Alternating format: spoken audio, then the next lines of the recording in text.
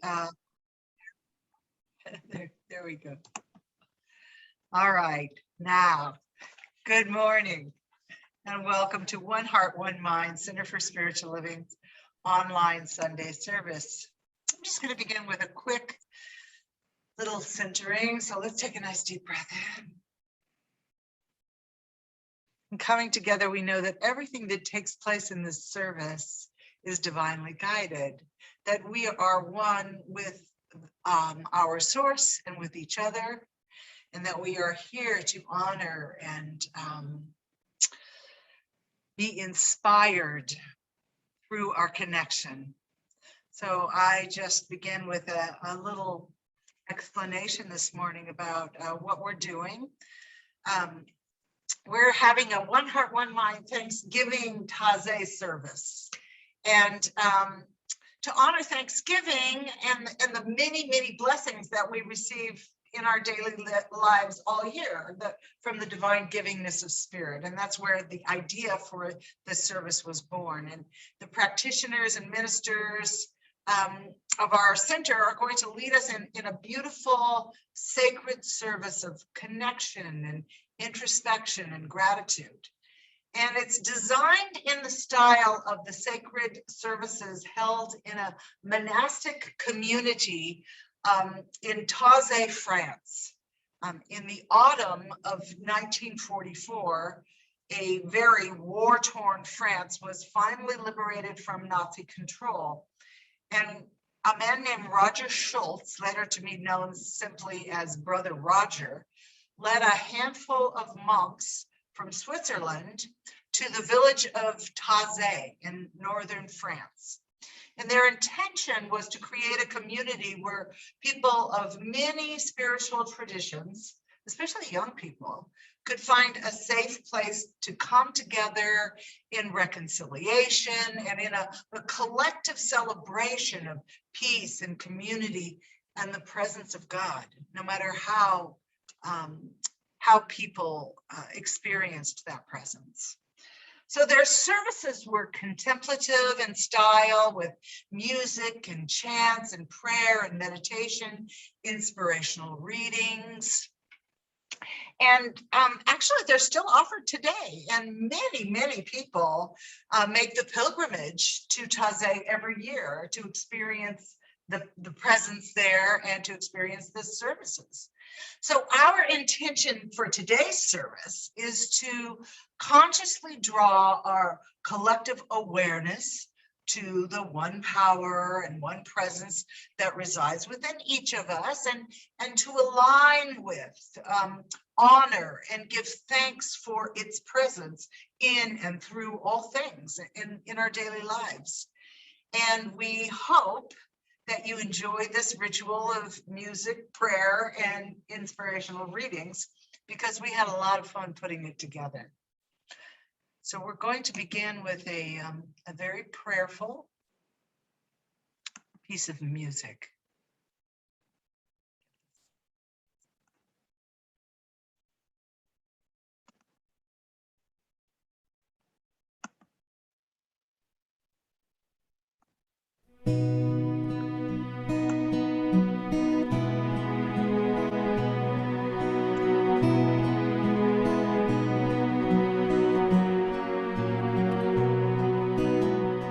When I pray, I feel my heart go deeper, my heart go deeper into my God. When I pray,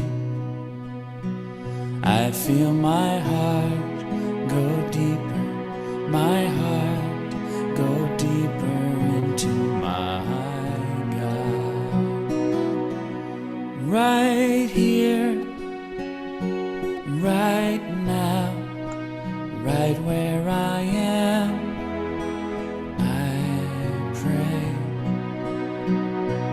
Right here, right now, right where I am, I pray.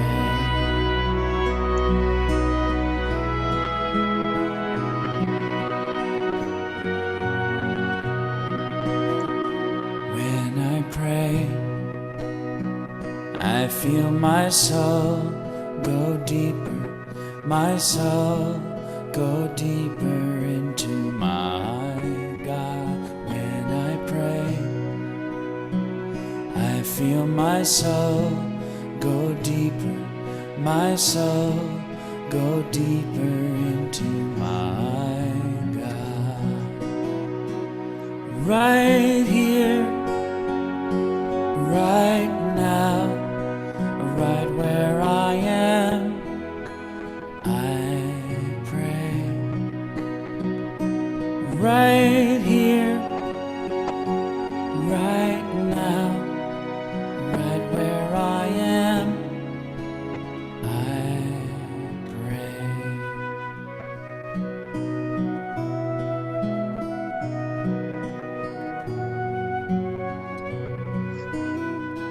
When I pray, I feel my love go deeper, my love go deeper into my God. When I pray, I feel my love go deeper, my love go deeper into my God. Right here, right now, right where I am, I pray. Right here, right now, right where I am, I pray. Right here, right now, right where I am, I pray. Right here, right now, right where I am, I pray.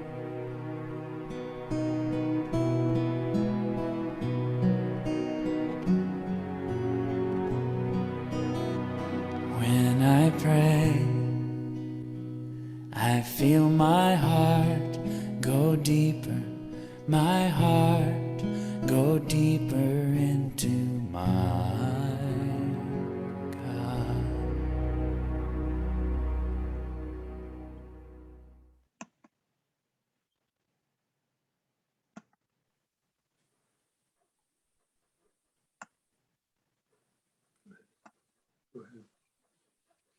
So feel free to chant along with me. I am one with God. I am one with God. I am one with God. I am one with God. I am one with God. I am one with God. I am one with God. I am one with God. I am one with God. I am one with God.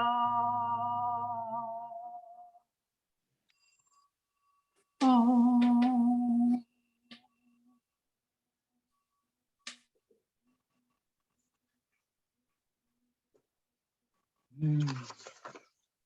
So in that spirit of oneness, I invite you to go within, taking in a deep centering breath.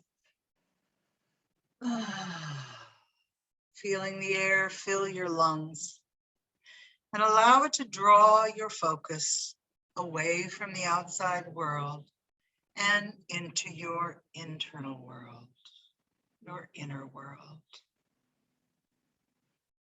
And just allow your breathing to find an easy, natural rhythm.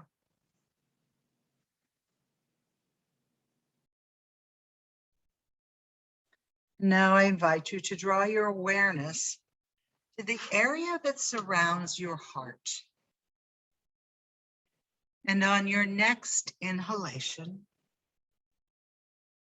breathe into that area and feel the loving energy that is present here in this heart space.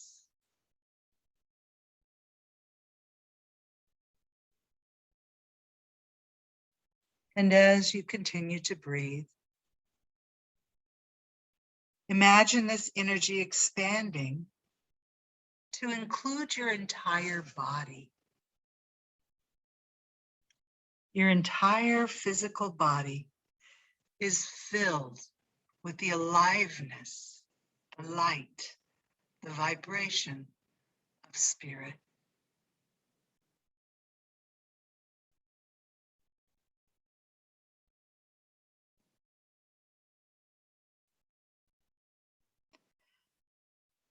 Oh, and now imagine that this energy that fills your body expands out to include all the life that lives on planet Earth, everywhere, down to the tiny little one-celled animals and plants, to the larger whales and elephants.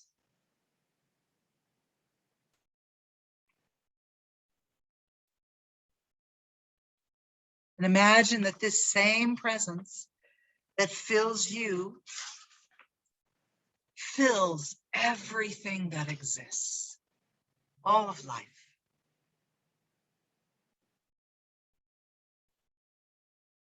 Now I invite you for a moment to feel this connection with all life.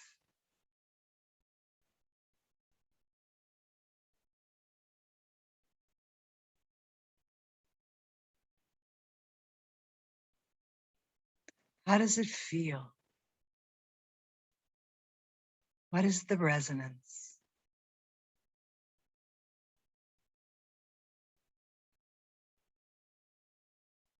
And now I invite you to imagine this connective energy, this loving presence, expanding out to include the entire cosmos and everything that is contained within it. Remembering that there is no empty space. Everything is filled with the vibrating presence of the loving presence and energy of life, of our Creator.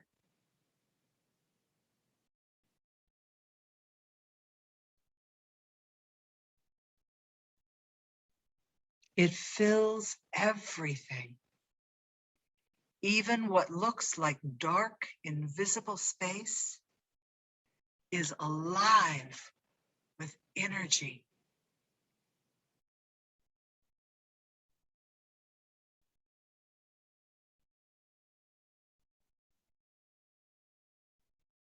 And I invite you to feel this invisible presence, this loving, creative energy. You can define it however you like. God, spirit, possibility, potential, life. Feel its resonance.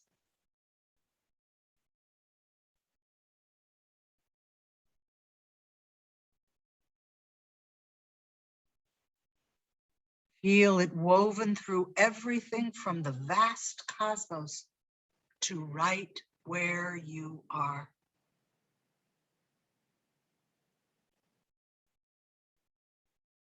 And once again, I invite you to feel this presence within your own heart.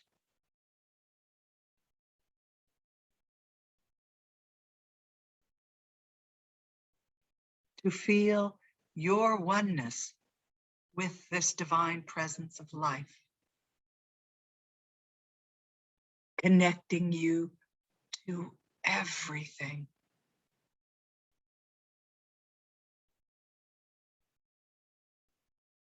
You are one. We are one.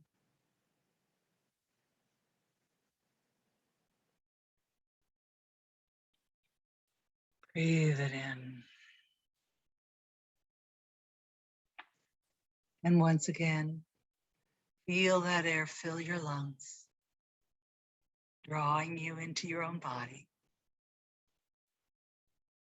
Feel your presence in the room, the physical room where you are.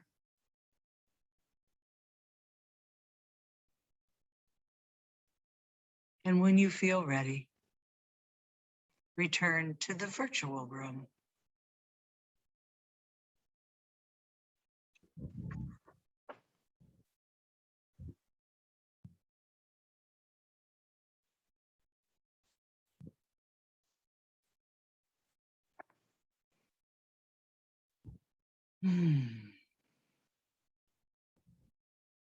Desiderata by Max Ehrman. Go placidly amid the noise and haste, and remember what peace there may be in silence. As far as possible, without surrender. Be on good terms with all persons. Speak your truth quietly and clearly, and listen to others. Even the dull and ignorant, they too have their story. Avoid loud and aggressive persons. They are vexations to the spirit. If you compare yourself with others, you may become vain and bitter. For always there will be greater and lesser persons than yourself. Enjoy your achievements as well as your plans. Keep interested in your own career, however humble. It is a real possession in the changing fortunes of time. Exercise caution in your business affairs, for the world is full of trickery. But let this not blind you to what virtue there is. Many persons strive for high ideals, and everywhere life is full of heroism. Be yourself. Especially do not feign affection, neither be cynical about love. For in the face of aridity and disenchantment, it is as perennial as the grass. Take kindly the counsel of the years, gracefully surrendered things of youth. Nurture strength of spirit to shield you in sudden misfortune, but do not distress yourself with dark imaginings. Many fears are born of fatigue and loneliness. Beyond a wholesome discipline, be gentle with yourself. You are a child of the universe, no less than the trees and the stars. You have a right to be here. And whether or not it is clear to you, no doubt the universe is unfolding as it should. Therefore, be at peace with God, whatever you conceive it to be, and whatever your labors and aspirations. In the noisy confusion of life, keep peace in your soul. With all its shame, drudgery, and broken dreams, it is still a beautiful world. Be cheerful, strive to be happy.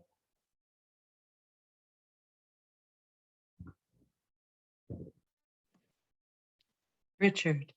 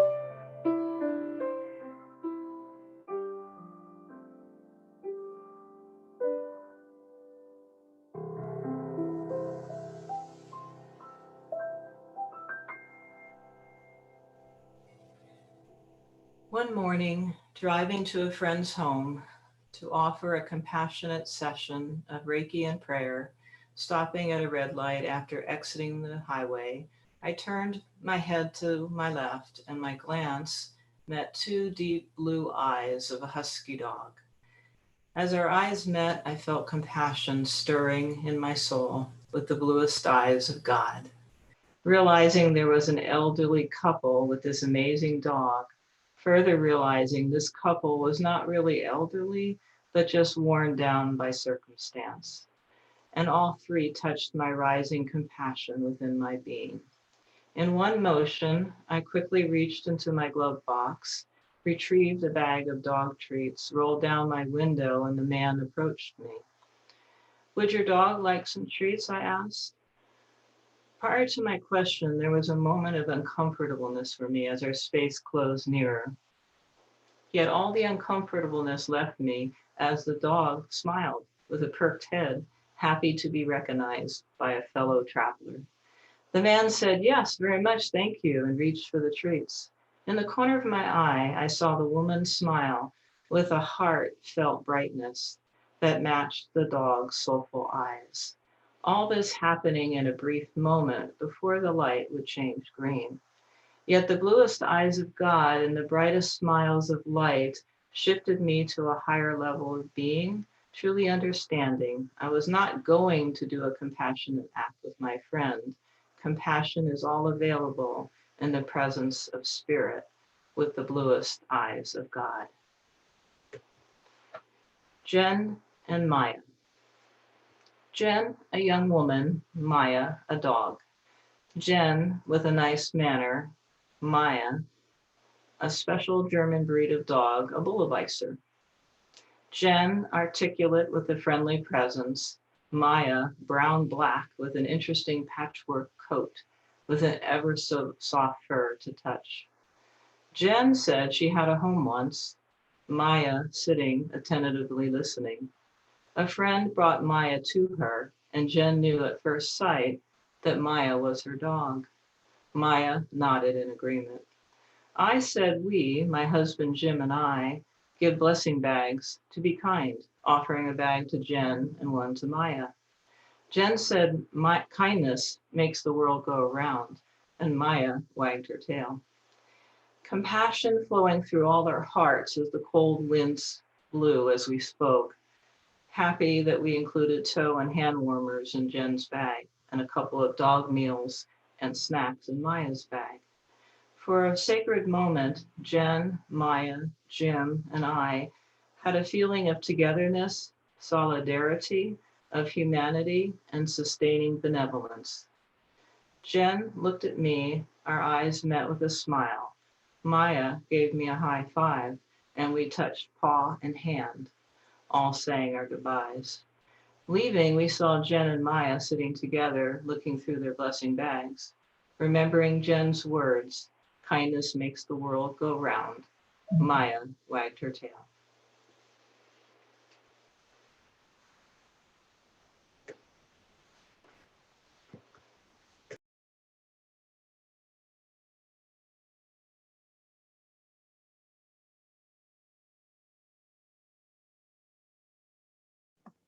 Unmute. Okay, thank you again. Love. Love is the central flame of the universe, nay, the very fire itself. This is from Ernest Holmes, and he went on to say, love is an essence, an atmosphere that defies analysis, as does life itself. It is that which is and cannot be explained.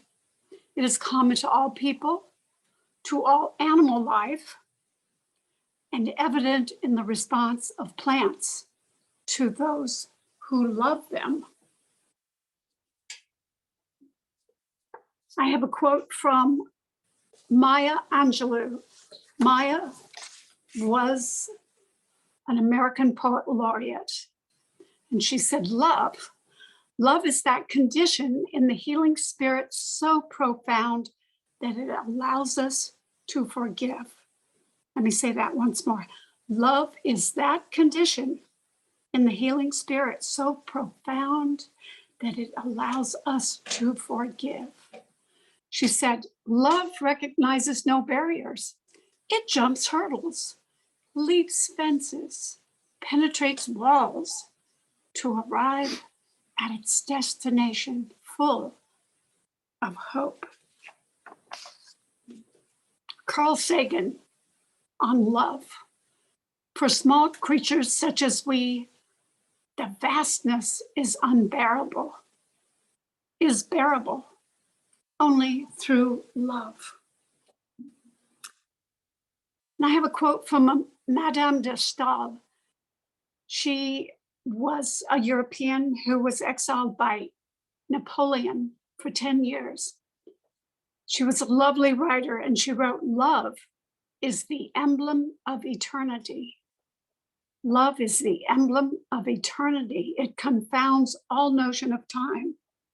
It effaces all memory of a beginning and all fear of an end." And Rumi said of love, he said, "Love is the bridge between you and everything. Love is the whole thing. We are only pieces." Ernest also said, "God is love, and love is God." He says, "The essence of love, while elusive, pervades everything, fires the heart, stimulates the emotions, renews the soul, and proclaims the spirit. Only love knows love, and love knows only love." He also said, "Denying love is our only problem. Embracing it is the only answer." And I say, for any question, love is always the right answer. And so it is.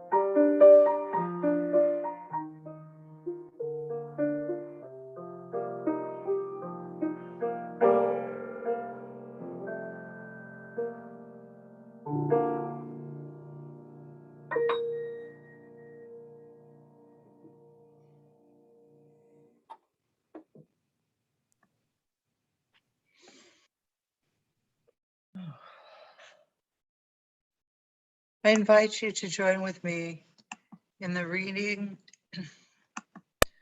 of a prayer for honoring all paths.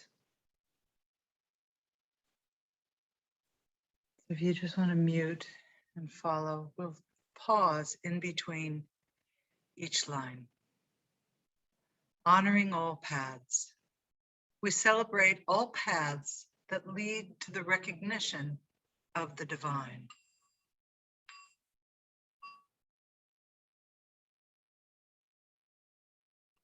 We honor shamanism as a path of the inward journey and soul travel.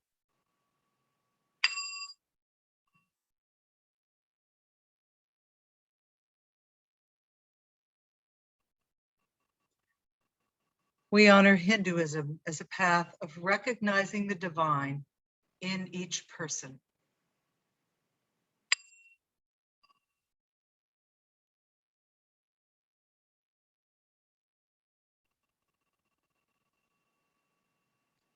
We honor Judaism as a path of law.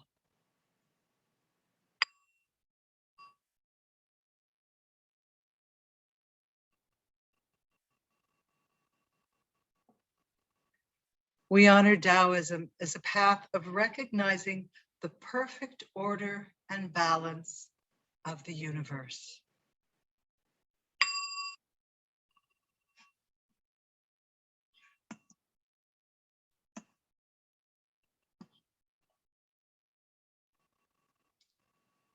We honor Buddhism as a path of compassion and peace.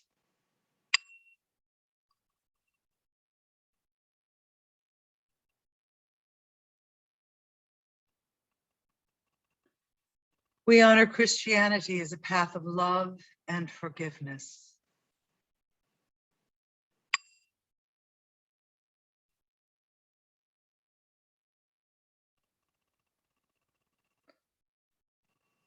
We honor Islam as a path of constant prayer.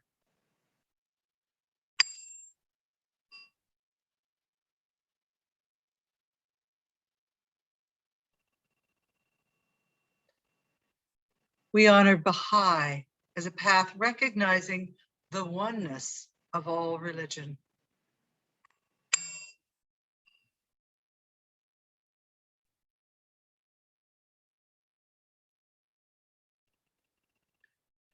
We honor New Thought as a path of healing and the power of the mind.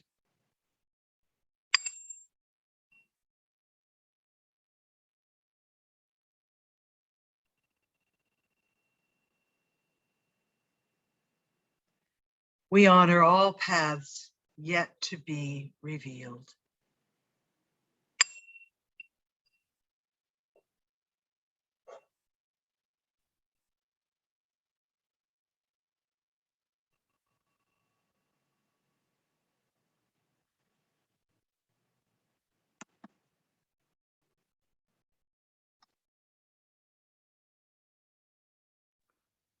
Gratitude.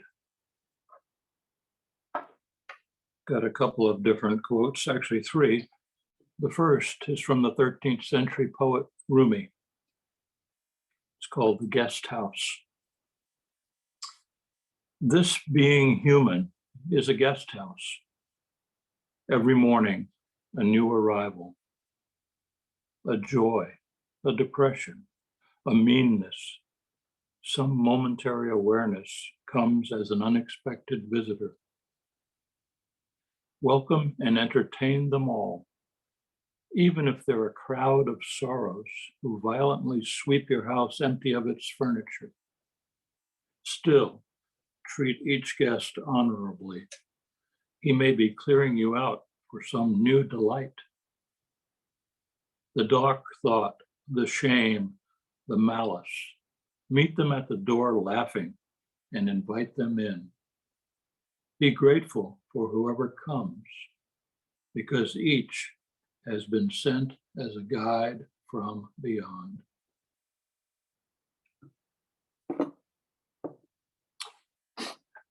Next, I have a quote from John Marks Templeton, who wrote a book called Worldwide Laws of Life. There is something quite powerful and life-giving in the act of giving thanks. It is a lot like recharging a battery. As you open your mind and let your heart sing for joy, you can receive a recharging of spiritual energy in your mind, body, spirit, and activities of your daily life. There is no greater tonic, and perhaps no more potent tonic for our spirit than gratitude.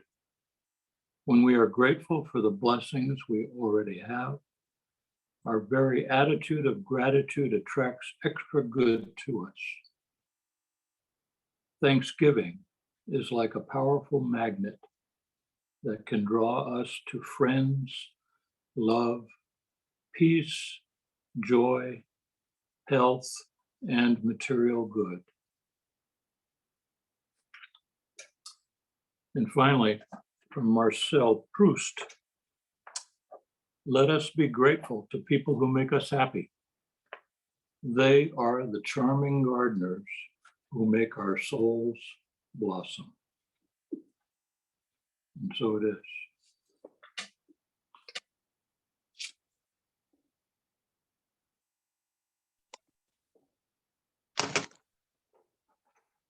Joy is the infallible sign of the presence of God. And I am reminded of what I want to talk about by what Robert has just discussed, because what I see is the embodiment of what he was talking about in the two spiritual leaders that I want to share with you. And those two leaders, both Nobel Peace Prize winners, are the Dalai Lama and the Archbishop Desmond Tutu. And I brought to them because they wrote together the Book of Joy. And this was created over a week's period when the two men met to celebrate together their 80th birthdays. And there's a documentary also that I just saw. It's like Spirit brought it to me on the web. And it's just a beautiful expression of joy and love and friendship, and with two people who have lived traumas that we can't even fully imagine. But at any rate, I wanted to share some of the things from their book. I might mention that the person who was like the interviewer, his name is Douglas Abrams, and he pointed out that it was interesting that there were the three of them, a Buddhist, an Anglican, and that he's Jewish. So the interfaith concepts of them. Oops, sorry.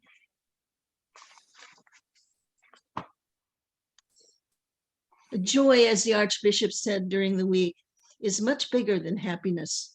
While happiness is often seen as being dependent on external circumstances, joy is not.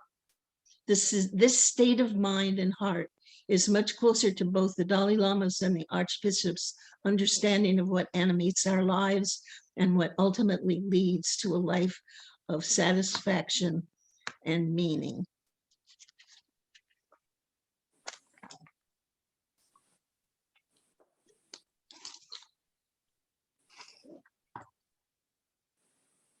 And the Archbishop was asked to address the readers directly and offer them a blessing. He turned to the camera and began to speak. Dear child of God, you are loved with a love that nothing can shake, a love that loved you long before you were created, a love that will be there long after everything has disappeared. You are precious with a preciousness that is totally quite immeasurable, and God wants you to be like God, filled with life and goodness and laughter and joy. God, who is forever pouring out God's whole being from all eternity, wants you to flourish. God wants you to be filled with joy and excitement and ever longing to be able to find what is so beautiful in God's creation, the compassion of so many, the caring, the sharing. And God says, please, my child, help me. Help me to spread love and laughter and joy and compassion. And you know what, my child? As you do this, hey presto, you discover joy. Joy which you had not sought comes as the gift, as almost the reward for this non-self-regarding caring for others.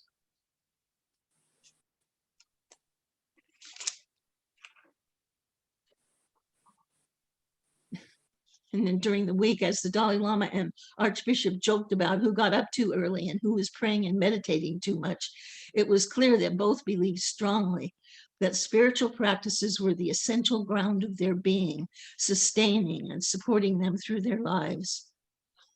These daily times of prayer and meditation kept these two masters in spiritual alignment. I thought about what the Archbishop had said about the even greater importance of these practices for those who are not spiritual teachers, but who must live and die in the blur and buzz of the marketplace.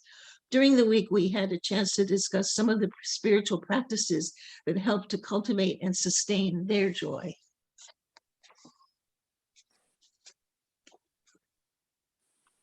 As the Dalai Lama said, he finds the science very motivating when he's trying to decide whether to wake up or hit the snooze button. Earlier, we mentioned Daniel Siegel's explanation of the brain on meditation. It seems that we are literally using our attention and awareness to establish neural firing patterns that help the brain avoid the destructive reactivity that the Dalai Lama said was so toxic to our mental and physical health. Many of these practices seem to integrate and harmonize the brain so that we can respond to the inevitable challenges of life with less fragmentation and more integration, less fear and anger, more ease and joy. In our age of instant gratification, any information can be Googled in a matter of seconds, but real knowledge and wisdom take time. These practices reward and deepen through continued effort. Usually when we start meditating or praying, we can experience what the Archbishop has called spiritual sweets, or the tingling and calming that comes from beginning to pay attention to our inner life.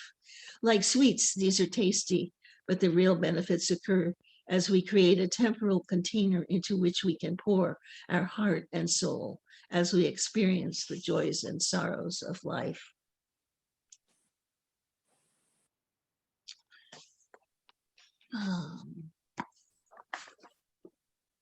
And the Archbishop, they talked about morning meditation and morning practices. And the Archbishop takes a morning meditation walk or constitutional each morning. And he continued to do so throughout the anti-apartheid struggle, even when he experienced death threats. I had the opportunity to accompany him on one of his meditation walks when we were working together in Florida. We walked silently for half an hour when the walkway abruptly ended at a wall. I will never forget seeing him walk right up to the very end of the path, right to the wall, so that his nose was practically touching it. It was at that moment I saw the man who was willing to walk around the world to end apartheid. No shortcuts, no turning back, going to the very, very end. Walking, hiking, running, or any other exercise can be made into a meditative experience. The key is to avoid all external distractions like talking, music, or TV. The goal is simply to listen to the wisdom of the spirit that often comes through the wisdom of the body. Beautiful.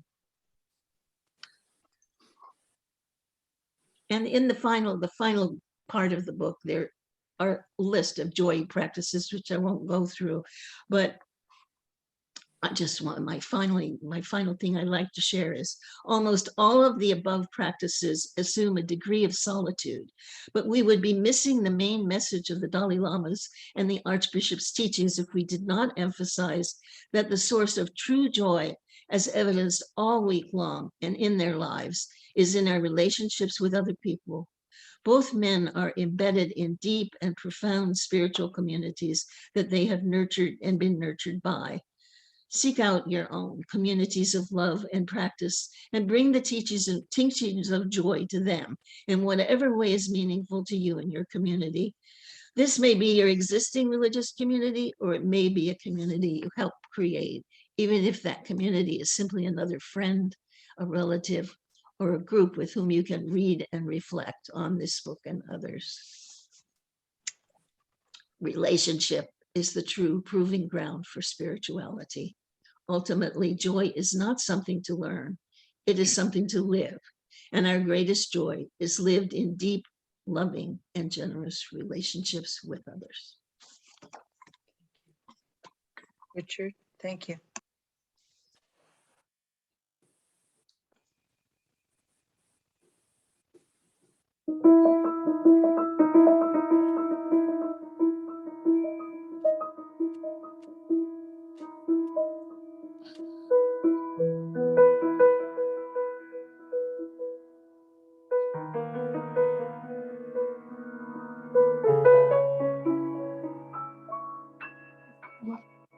Can you help me with this pillow? Just pull it up here.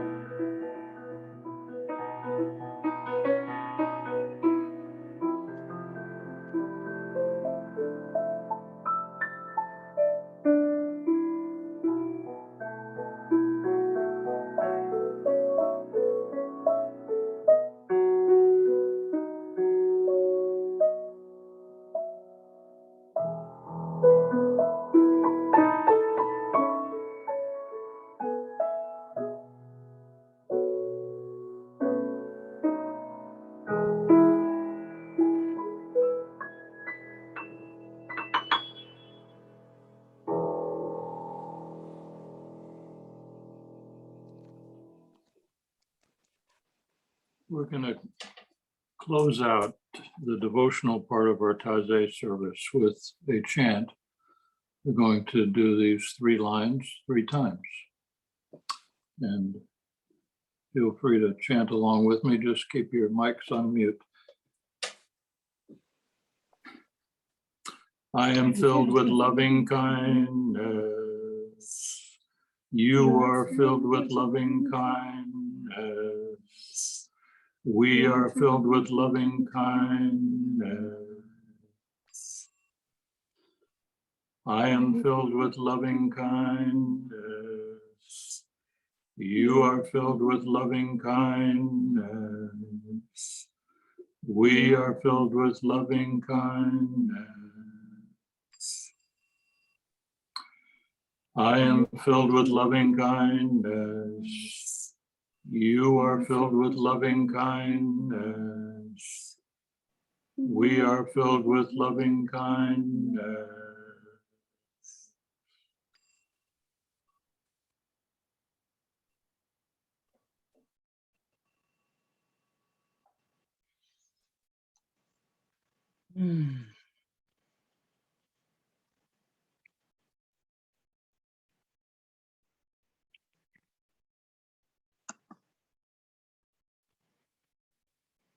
Oh, thank you. Thank you all. I feel like I've just been through a hour-long prayer, which we have. Thank you for all your wonderful contributions. Really appreciated everyone's input about the beautiful states of being or qualities of the divine. Richard, thank you for your music. It was beautiful. Really appreciate it. So to finish up this morning's service, this is our time of conscious giving, where we get to emulate the qualities of the divine, of giving and receiving, of that cycle of law, where it is such a joy to receive and it is such a joy to give as we continue participating with the nature of the divine. So we have several ways in which we get, well, several, we have two ways in which you can give a gift, a financial gift, if you're giving to our center, which of course we appreciate, and it affords you the opportunity to give and receive in kind. And you can give on Venmo, which most people do, a lot of people do. It doesn't cost anything, and you give to, if you download Venmo, you then go to One Heart, One Mind Center, and that sends your donation directly to our center's bank account. Or if you would like to send a snail mail check to our assistant minister, Jim Massapos, who does such a wonderful job for us. He'll put the address in the chat. I see it's up, and you can give him that way. So now I invite you to say the affirmation, the sacred giving affirmation with me. I recognize that all supply flows from the divine givingness of spirit. My gift is a continuation of this divine flow. I give and receive from this infinite supply. I give in faith, in love, and in joy, and it flows back to me in kind. And so it is. And Robert is going to share our announcements. Yeah, we have some announcements. As usual, tomorrow evening at 6 is the weekly prayer for the center. Invite all of you to attend that. We also got a couple of exciting events coming up in November and December.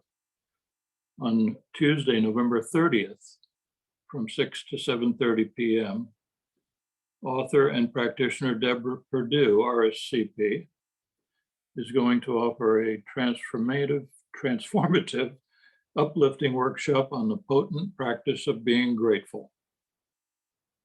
So I invite all of you to please attend. It will be on by Zoom, obviously, and Michelle will be sending out, she's already sent out the information about it with the Zoom link, but she'll be sending that out again before that event. And then in December, we're having a Winter's Light holiday celebration on Tuesday evening, December 21st from 6 to 7 p.m. That also will be obviously on Zoom, an online celebration of the season of light and love with music, prayer, and joy. And then finally, on Wednesday, December 29th from 6 to 7:30 p.m. on Zoom will be an evening with Rabbi David Zaslow. He's a spiritual leader of Temple and Synagogue Havurah Shir Hadash in Oregon. And our very own Relaine is, I believe, a member of that congregation. And he will be teaching us a little about Jesus as a rabbi. Because as we know, Jesus was in fact a Jewish rabbi, a teacher, and giving us some historical realities of Judaism in the first century of the Common Era, also otherwise and formerly known as AD. That's all I know about that's coming up. Is there anything else that anybody else knows about? Yes, Leslie's workshop. We're going to do just a one evening workshop on, do you want to talk about it, Leslie? The workshop is based on Goddard Nibble's book, Out of This World. And it's how imagination can add to your life. That desire is the incentive that it helps it to take place, why it's important to have intention and the actual process that you should use. When is that? When is that evening? That it will be at 6 o'clock on Tuesday evening. The 23rd. Yes.